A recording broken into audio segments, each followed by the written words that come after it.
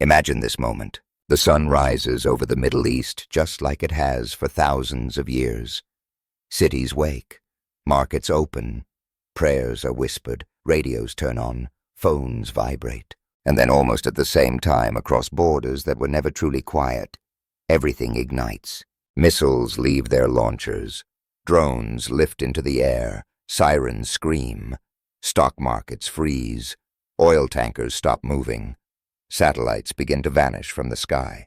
Not one conflict, not two, but all of them, at once. This is not a prediction. This is not a threat. This is a question. What if the Middle East ignited all at once? To understand that, we have to understand what makes the Middle East different from every other region on Earth. This is not just a collection of countries. It is a pressure system. A place where religion, energy, trade, history, and modern warfare overlap in the tightest space imaginable. Every border here is layered with memory. Every alliance is conditional. Every ceasefire is temporary. The what-if scenario begins with simultaneity. That is the key difference. Wars in the region usually happen one at a time or in contained chains. One front flares while others wait. Diplomacy rushes in. External powers apply pressure. The system bends, but it does not break. This time it does not bend. Picture the trigger, not as a single event, but as a cascade. A strike in Gaza escalates beyond containment. Hezbollah responds from the north. Iran activates regional proxies. The Red Sea becomes contested. The Strait of Hormuz tightens. Airspace closes over multiple countries within hours. Cyber attacks ripple outward, hitting power grids, ports, and financial systems simultaneously. The defining change is not the weapons themselves. Missiles, drones, rockets, cyber tools, those already exist.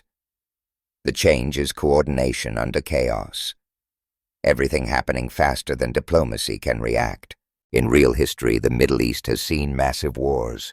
The Arab-Israeli wars, the Iran-Iraq war, the Gulf wars, civil wars that spilled across borders. But even at their worst, there were pauses. Channels stayed open. Oil still flowed even under threat. Global markets absorbed shocks instead of collapsing. In this scenario, those buffers disappear. The first consequence is airspace collapse. Commercial aviation across the Middle East would halt almost immediately. Planes would divert. Some would land with nowhere planned. Global cargo routes linking Asia, Europe, and Africa would snap in hours. This alone would disrupt supply chains far beyond the region. Medical supplies, electronics, food, energy infrastructure components. The modern world runs on timing. Remove that timing and systems fail quietly at first, then suddenly. Next comes energy. The Middle East is not just a supplier of oil and gas. It is the center of gravity for energy psychology. Prices do not rise because oil disappears overnight. They rise because uncertainty explodes. Insurance companies pull coverage from shipping lanes. Tankers refuse to sail. Ports slow. Futures markets panic. Energy prices surge before physical shortages even appear. In real life, we have seen oil shocks triggered by single events. A war, a blockade threat, a refinery attack. In this scenario, multiple chokepoints come under threat at once. Hormuz, Bab el-Mandeb, Eastern Mediterranean gas routes. The redundancy that usually protects global energy collapses. Within days, inflation spikes worldwide. Countries that rely on imported energy face immediate political pressure. Governments intervene. Subsidies strain budgets. Protests erupt far from the Middle East, triggered by a war that is not even on their soil. Then comes the digital battlefield. Modern wars are no longer limited to land, sea, and air. Cyber operations would begin before the first missile lands. Communication satellites would be jammed or targeted. Navigation systems degrade. Banking networks experience disruptions. Disinformation spreads faster than verified facts. Entire populations lose trust in what they are seeing in real time. Historically, wars were understood through days or weeks of delay. Today, they unfold second by second on screens. That speed magnifies fear. Fear drives overreaction. Overreaction creates mistakes, and mistakes in this region are rarely small. As fighting intensifies, regional powers face a choice they have always tried to avoid: stay contained or escalate to survive. When multiple fronts open at once, restraint becomes risky. Leaders begin to believe that holding back is weakness. Deterrence logic flips. Escalation feels safer than patience. This is where external powers are pulled in, not because they want to be, because the system forces them to be. Navies move to protect shipping. Air defenses activate around allied bases. Intelligence sharing increases. Red lines blur. Every move intended to stabilize the situation is interpreted by someone else as preparation for attack. This mirrors real historical patterns. Before major global conflicts, no single actor believes they are starting a world war. Each believes they are preventing one. The problem is timing. When everyone moves at once, signals collide.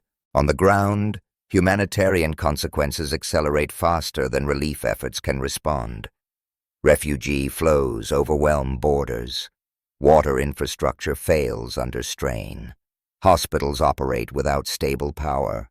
Aid corridors become contested spaces.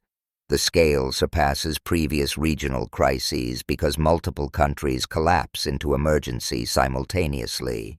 Unlike past wars, climate stress amplifies everything. Heat waves increase water scarcity. Power outages become deadly. Desalination plants require electricity. Electricity requires fuel. Fuel supply is unstable. This feedback loop turns infrastructure failure into a weapon without anyone intending it to be. As weeks pass, the global system begins to fracture. Trade blocs harden. Neutrality becomes difficult. Countries are pressured to choose sides not out of ideology, but out of supply dependency. Financial systems fragment. Insurance markets freeze. Shipping lanes reroute thousands of miles longer. Costs rise everywhere. The Middle East itself becomes less the battlefield and more the ignition source of a worldwide slowdown. This is the most dangerous phase, not the explosions, the normalization.